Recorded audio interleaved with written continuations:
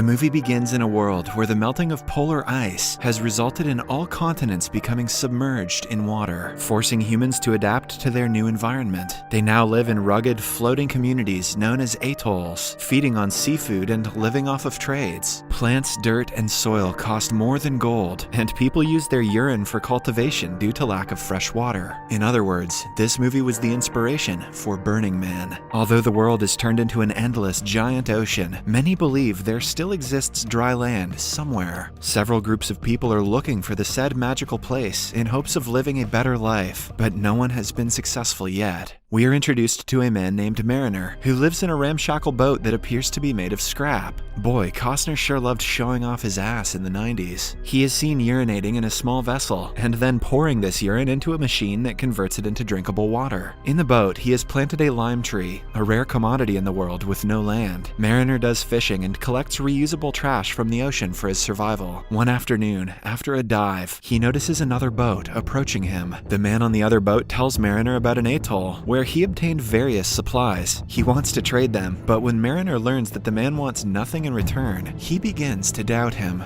He soon realizes that the man has stolen all of his limes. Simultaneously, a group of smokers arrives in their jet skis and begins attacking them. Despite the fact that Mariner's boat is made up of scrap, it is fast and he is able to escape, whereas the other man is apprehended by the smokers. Following this, Mariner arrives at the atoll, a floating city surrounded by high metal walls. At the gate, he says he's there to trade his belongings. Upon heading inside, he reveals that he has some genuine dirt to trade, which is extremely rare. Seeing this, the people of the atoll give him 124 chits in exchange for a jar of dirt. He then uses the same chits to purchase a tomato plant, which is full of dirt, and some other scraps from a woman named Helen. After the trade, he is returning to his boat when a family approaches him and asks him to impregnate their daughter, but he refuses to do so. Not accepting a woman makes them think he's nuts, so they order the locals to stop him. After he is apprehended, the locals discover Mariner is a mutant with gills behind his ears and webbed feet. Mariner tries to fight back, but he is captured under a fishing net. Later that night, Helen meets with an elderly man named Gregor and inquires as to when they can depart for dry land. Gregor informs that the direction for the dry land is tattooed on the back of a little girl named Enola, but he does not understand it. Gregor then considers asking Mariner about it, who is imprisoned inside a cage. Following this, he approaches Mariner and inquires about the mutation, but Mariner appears to be dismissive of him. Only when Gregor shows the picture of the tattoo does Mariner seem interested. In exchange for the information, Mariner wants him to open the cage, but Gregor is not allowed to do so. The next day, the local people decide to drown Mariner in the swamp pit by lowering his cage. But to his good fortune, simultaneously, an army of smokers led by Deacon arrives to attack the atoll. They are also looking for the mythical dry land and want to get to the little girl who holds the secret to its path. Soon after, the smokers encircle the atoll and begin shooting with large machine guns, killing several atoll residents. Eventually, the smokers with the jet skis enter the building via self-built ramps. Inside, Gregor fills a balloon and inadvertently flies away, abandoning Helen and Enola. Meanwhile, Mariner tries to break free, but his cage collapses, causing it to shrink gradually. Helen notices this and rushes to his aid. She agrees to assist him, but only if he takes her and Enola with him, to which he agrees. Following this, he tells the girls to open the gate until he starts his boat. Unfortunately, the gate becomes stuck, so Mariner uses the ship's rigging to fly up, open the gate, and jump back to the boat. Enola and Helen also board the boat and make their way out of atoll. On the other hand, the smoker with machine guns continues to fire in an undetermined direction, causing their leader Deacon's boat to explode. However, Deacon dives into the sea at that precise moment, saving his life. After the battle, the smokers continue looking for Enola, having found that she has the tattoo of the way to dry land. The smokers bind one of the locals and inquire about Enola. Fearful of death, the man reveals everything he knows, but he is killed anyway. As they sail away, Helen asks Mariner if he knows how to get to dry land, to which he responds in the affirmative. However, he advises her to throw Enola away before going there, because they have limited food and water. Helen tries to persuade him not to do so. She even offers herself in turn for the little girl's life, but Mariner dismisses her. Men with gills and webbed feet are asexual. After a while, Mariner notices Enola drawing on his boat, which irritates him, and he throws her into the water. Helen panics, knowing that Enola is unable to swim, so she dives in to save her. Mariner appears to abandon the two in the water, but he later returns to pick them up. As soon as they get on the boat, the smokers arrive on a plane and begin shooting at them. While Mariner goes down to retrieve his weapon, Helen rushes towards the large spear gun and fires at it without Mariner's permission. As a result, the plane is now tethered to the boat by the metal rope and begins circling it, tangling it in a web. When Mariner notices this, he rushes up to cut the rope and untangle the boat, while the smokers do the same. A few moments later, the smokers are able to shoot the rope and fly away, whereas Mariner swings off and lands in the water. He is furious at Helen for destroying the boat, so he cuts both her and Enola's hair as punishment. Weird. On the other hand, Deacon guesses their location and deploys his men to find Enola. While sailing, they come across a drifter who admits to having some important papers and offers to trade them in exchange for Helen. Helen refuses, but Mariner agrees. The drifter takes Helen to his boat, while Mariner quickly examines the paper and discovers that it is useless. He quickly rushes into the drifter's boat and cancels the deal.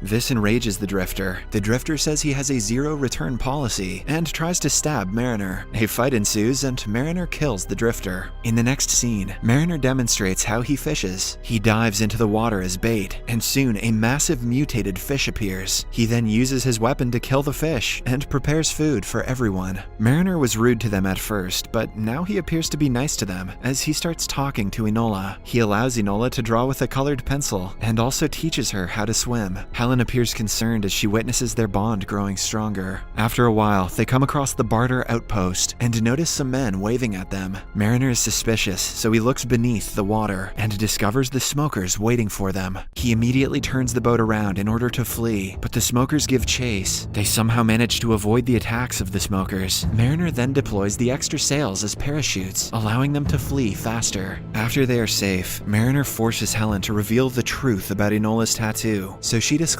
that the tattoo is the path to dry land. When Mariner hears this, he claims that dry land is a myth, but she does not believe him. As a result, he decides to show her. He places Helen inside a large bubble and submerges her. He can breathe through his gills, so he takes her deep into the ocean and shows her the past world, which is completely covered in water, which shocks her. Meanwhile, Enola is waiting for them in the boat when she notices something in the water and quickly hides. When Mariner and Helen swim to the surface, they discover that they have been apprehended by the smokers. Deacon coerces them into telling him about Enola, but they both remain silent. Deacon then shoots at the air, pretending to kill them, and as a result, Enola comes out, being concerned, and she is quickly captured by the smokers. Deacon orders his men to kill Mariner and Helen, but the two escape by diving into the water. Helen says she can't hold her breath that long, and Mariner tells her that he'll breathe for her. How's he gonna do that? Oh, he'll just make out with her for a while, I see. After some time, they return to the surface and discover that their boat has been destroyed. On the other hand, Deacon pretends to be nice to Enola and inquires about the tattoo behind her back, but she remains silent. He then offers her some colored pencils and asks her again, but she doesn't say anything. Back on the destroyed boat, Mariner and Helen are hopeless. Helen inquires as to why he did not accept her when she offered herself, to which he responds that she did not like him then. The answer touches her heart, and she kisses him before the two of them make love on the boat, because there's no turn-on like knowing that your surrogate daughter has been kidnapped. The following day, Mariner attempts to repair the boat, but they discover Gregor and his hot air balloon. This guy's nuts. Gregor then takes him to the boat where the survivors of Atoll are staying. At night, they talk about going on a search for dry land, but the people aren't ready to look for Enola because it's dangerous to face the smokers. Mariner then decides to go on his own in search of the little girl. After a while, he arrives at the smoker's ship and enters it, killing the smokers one after another. I can imagine no scarier death than being held underwater by Kevin Costner.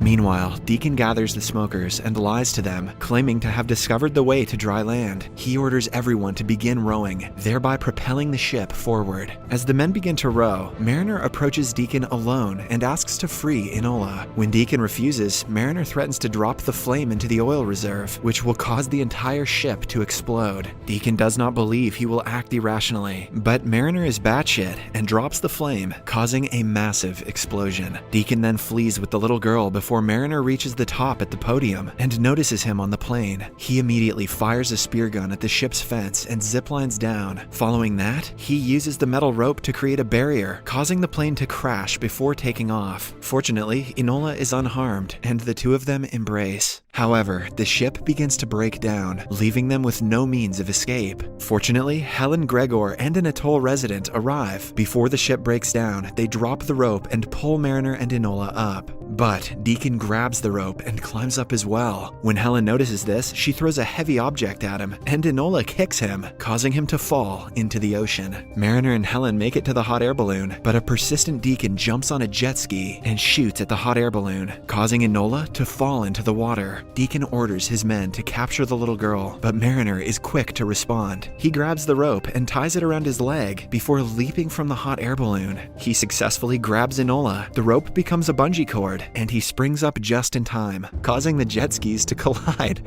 and explode. Finally, they reach the hot air balloon safely. This time, Gregor is able to understand Enola's tattoo and head in the direction of dry land. After several days of flight, they spot a bird on their hot air balloon. When they look further, they are astounded to see land for the first time in their lives. They are overjoyed to finally be here and begin exploring the area. A few moments later, they notice a small hut and enter it to find a couple's bones lying together. They also discover the map drawing, which is similar to the one on Enola's back. That hut is revealed to be owned by Enola's family. Her family appears to have sent her away in the hope that she will bring more people to dry land. Meanwhile, Mariner finds the land to be uncomfortable. Plus, look at that leather jerkin and those earrings. This guy can't be held down by one lady, and he feels that he belongs in the sea. He then approaches Enola and informs her that he is leaving, which saddens her. He tells her that he isn't born for dry land, but she tries to assure him that he will adapt. However, he doesn't change his mind and bids Enola and Helen one final goodbye before departing. In the final scene, Helen and Enola realize that they're on the summit of Mount Everest. Crazy. They then watch Mariner sailing away from the cliff.